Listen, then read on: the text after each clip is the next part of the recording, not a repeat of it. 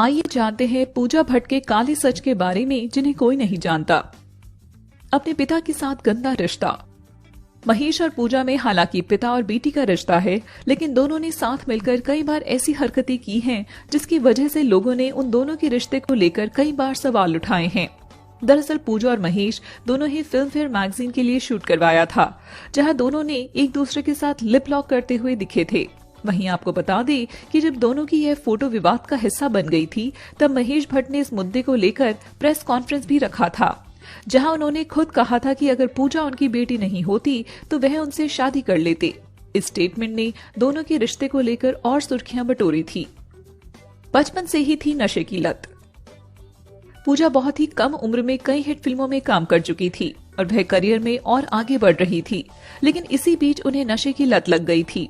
उस वक्त हर वक्त पब्लिक प्लेसेस पर भी वह नशे में धुत नजर आती थी।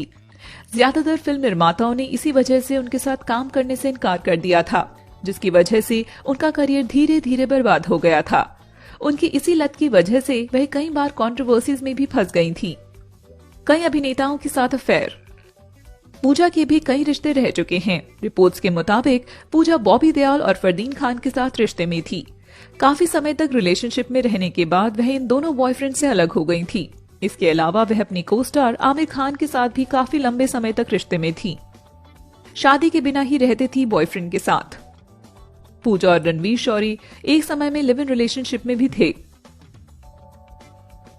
खबरों की माने तो रणवीर और पूजा असल में एक दूसरे की सगाई भी कर चुके थे, लेकिन वे अलग हो गए और बाद में एक दूसरे पर गंदे आरोप भी लगाए। बनने जा रही थी सलमान खान के परिवार की बहू। पूजा सलमान खान के भाई सोहेल के साथ भी सालों से रिश्ते में थी।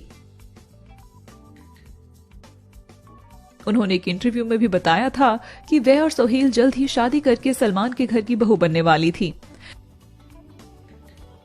हालांकि पूजा सोहेल के साथ भी अपने रिश्ते को आगे नहीं ले जा पाई और दोनों अलग हो गए। सलमान से करती है बेहद नफरत।